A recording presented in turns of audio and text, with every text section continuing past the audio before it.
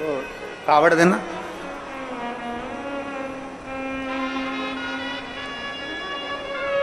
कावड़ देखी आप लोगों ने? ये कावड़, इसमें दो तो पानी के कलश रहते हैं, दो पानी के लोटे रहते हैं। भक्ति की डोरी बंधी होती है और एक बांबू, एक बांस लगा रहता है। इसमें मूलतः डंडे का प्रयोग में बांस का प्रयोग किया जाता है। इसमें मूलतः इस कावड़ में डंडे के प्रयोग की जगह बांस का, बांबू का। इधर छत्तीसगढ़ में क्या बोलते हैं? बांस बोलते हो, बांबू बोलते हो? बांस। महाराष्ट्र में बांबू बोलते हैं इसको, बांबू। मूलतः प्रयोग होता है। अब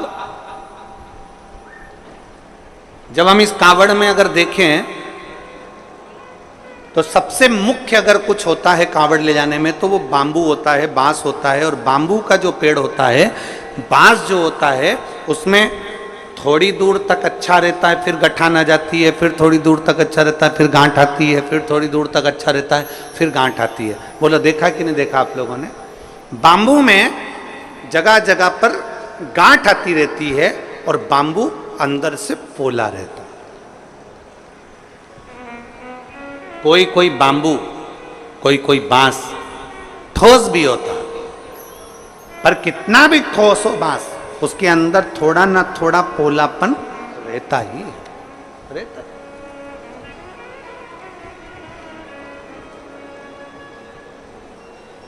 शादी में, विवाह में, जन्म में, मरण में, मृत्यु के समय पर भी बांबू का, बांस का प्रयोग किया जाता है आखिरी तक। और कांवड़ चढ़ाने के लिए भी जिस बांस को पकड़ा जाता है, जिस बांबू को पकड़ा जाता है, जिसमें दो कलश बंधे होते हैं, उसको हम पूरे समय अपने हाथ में, कंधे पर, दोनों कंधे पर किसी भी तरह से उसको लेकर सावन के महीने में शंकर जी के पास जाते हैं। उसका कारण क्या है? क्यों, किस लिए? और बोलते बोलते जा रहे हैं, बोल बम बोल बम बोल बम बोल बम बोल बम बोल बम बोल बम, बोलते बोलते।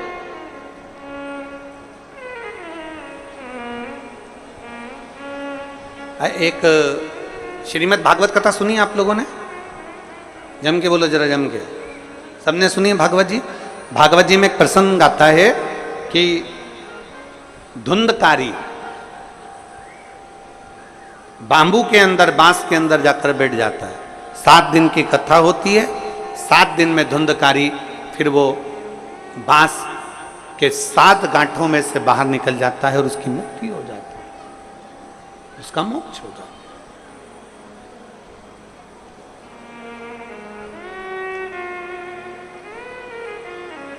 एक बांस कंधे पर लिया, 2 लोटे, 2 कलश उसमें बंधे, और उसको हमने पकड़कर बोल बम बोल बम बोल बम बोल बम बोलते बोलते बोलते बोलते चल।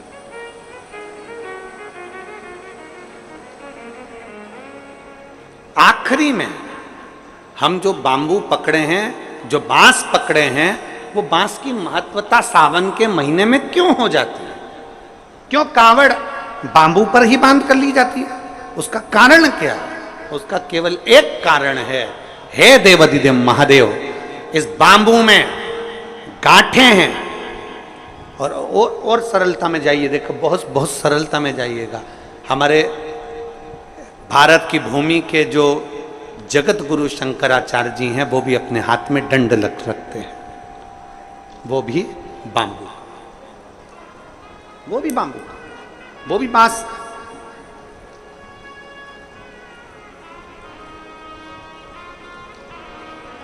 वो भी बांस का है। कंधे पर कावड़ ली और कावड़ लेकर जब हम चले, हम पकड़कर बोल बम बोलते बोलते जा रहे हैं, उस कावड़ के डंडे को पकड़े हैं और आखिरी में शिव जी के मंदिर में जाकर भगवान शंकर को जल अर्पित करते हैं और जल अर्पित कर कर हम जब वापिस अपने भवन की ओर आते हैं तो देव अधिदेव महादेव के उस भाव में भगवान शंकर की भक्ति कहती है, शिव महापुराण की कथा कहती है। वो बांबू जिसमें बहुत सारी गांठें हैं और वो गांठें स्वयं शिव शंकर की कथा कहती है। जिस समय पर हम दोनों हाथ में कावड़ के लोटों को लेकर जल लेकर भगवान शिव को समर्पित करते हैं, दो हाथ हमारे जल से भरे होते हैं और बांबू नीचे रह जाता है, उसी समय पर शिव कथा कहती है कि जैसे बांस की गांठें बहुत होती हैं और वो गांठ टूटती नहीं है, पर महादेव के चरणों में जैसे ही 2 लोटा जल पहुंचता है हमारे जीवन की सारी गांठें टूटती चली जाती अपने आप। कई लोग छत्तीसगढ़ से मालूम नहीं जाते कि नहीं जाते, हमें नहीं मालूम, पर देवघर बाबा धाम छत्तीसगढ़ से जाते हैं लोग बाग?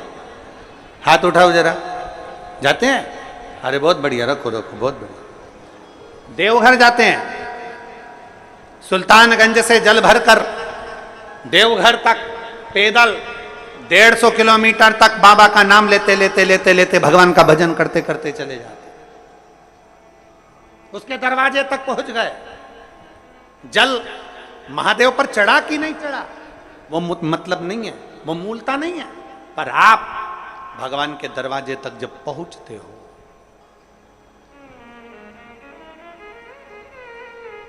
आप भगवान के द्वार तक जब पहुंचते हो तो भगवान उसको स्वीकार करते हैं।